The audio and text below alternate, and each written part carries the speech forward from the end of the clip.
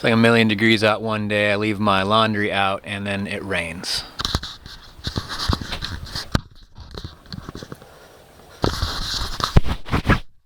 Better. I had an interesting experience with rudeness today. It's going to be a hurricane. The Pacific Northwest has typically been known all my life as a very polite place. A lot of people list that as one of their reasons to move here.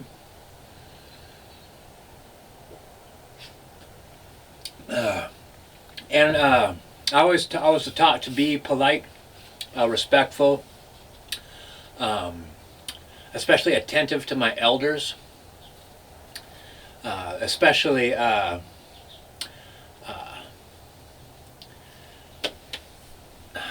gentlemanly to women.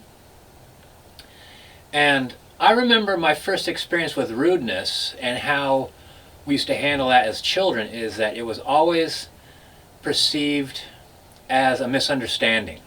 No one would be rude on purpose. I remember the first time it happened pretty clearly, actually, because someone thought I'd use a cuss word at them, and I'm like, I don't know any cuss words. Like,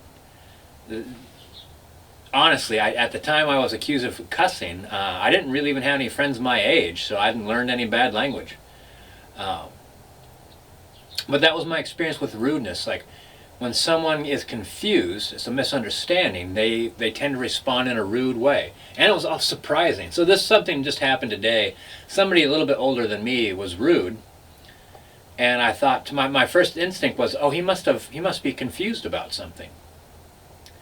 And so I tried to talk to him about it in a real polite, kind way, like, oh, maybe you misunderstood what's happening. And the answer was no, he's just an asshole. And that was pretty much what he said. And actually, I think I've told this story before, but like, I've traveled across the United States. It gets ruder as you go to the east. People are friendly and stuff like that, but you also meet a lot of rude people that are just casually rude.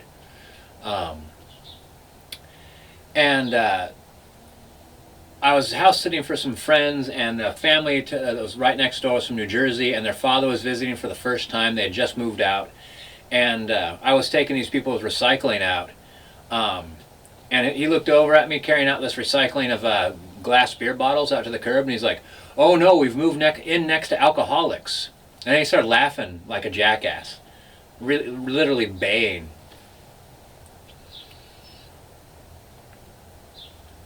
And his daughter said, "Dad, people don't talk like that out here." And like, you literally watch him like go like he realized it. He's like, "I forgot where I was." Like, yeah, you're in a place where people are just polite to one another. But I started thinking about other reasons for rudeness, because that's another reason. It's like, he might have thought that would be a friendly way to meet the neighbors. Like, "Hey, you bunch of drunks!" Like, "Hey," you like, whatever, something rude. Then you'd laugh and you'd have some beers on the front porch or something like that. I do think the basis of a lot of rudeness is the tall poppy syndrome. Like, you see somebody that's happy, or you just feel miserable, and if you could lower somebody down somehow, in comparison, you'll feel better. Like, it's just not true. It's psychologically debunked that you could overuse an emotion in order to get rid of an emotion.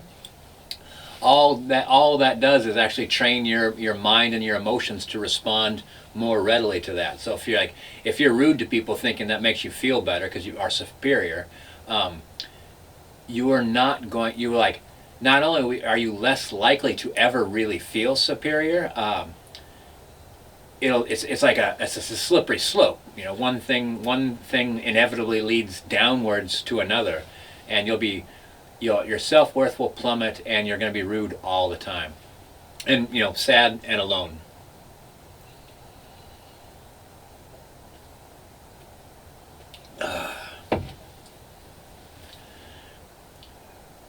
So that was one of the things that a few people noticed this in my YouTube career. at one point in time, I decided I wanted to try another kind of persona. Like my initial entry into the YouTube filming myself was kind of trying to film who I was, my thoughts, and who I am, and stuff like that. But also, I was really unhappy when I first started making videos, and I wanted to capture myself on video being happy, and I found that really comforting. Like when I was feeling miserable, I could turn on one of my videos and, hey, look, just a couple days ago I was laughing and running around out in the Delta with my dog, and now I'm miserable, but you know, I'm not always. And but then eventually, like, you know, things kind of settled down in my life. I started feeling a lot better about things, started expressing more about different facets of who I was, and I thought I might start experimenting with rudeness. It's like, it's classic, right, to be rude to somebody on the internet. It's like a given. If you don't like anything I post on my Facebook, don't come on it. If you don't watch my videos, don't watch my videos. Like everyone's responding to the negativity around them as like, just go away. But like, no, that's why they're on the internet. And it's an interesting experience. It's an interesting experience trying to be rude on purpose for no other reason other than to be rude. I think that typically if I'm being rude, you know, it's not serious. Typically, if I'm being mean or anything like that, it's because I would be very clearly stating exactly what I see as the problem and how I feel about that. That leaves you no doubt that I haven't thought it out really well. But if I was like, hey, whatever, jackass, you know, I'm not really upset, or probably didn't think about it that much either.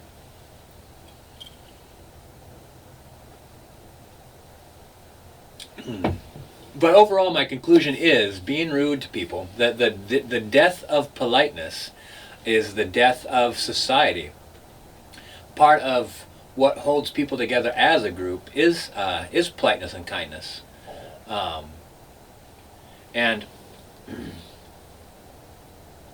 it's part of the social contract that we all have with one another. To like, hi, good morning, how are you, and try to build on that. You know, haven't seen you around in a while. Where have you been?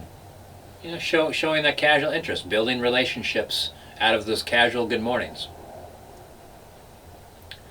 And Buddhism teaches us, like, no matter how rude, I think about the influx of people coming into the Pacific Northwest, just like terribly rude people, angry, viciously angry people, moving in immediately, like, you know, being terrible to everybody around them.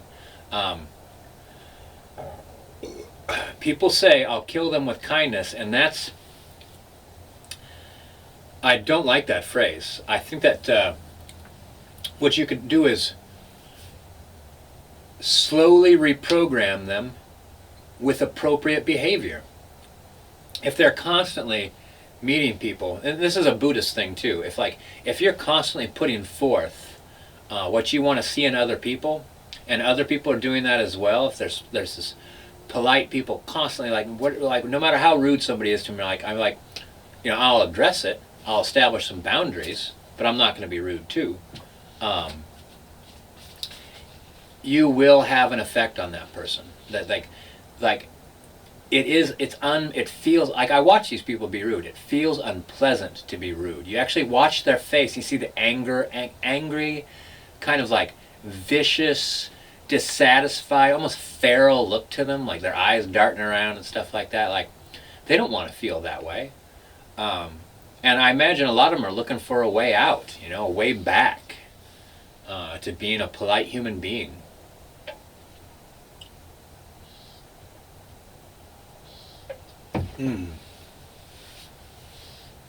Yeah. It's my thoughts on rudeness. Try to be polite, folks. Try to be what you want to see. Try to treat people like you want them to treat your daughter or your mother or your grandmother or your dog or your pet.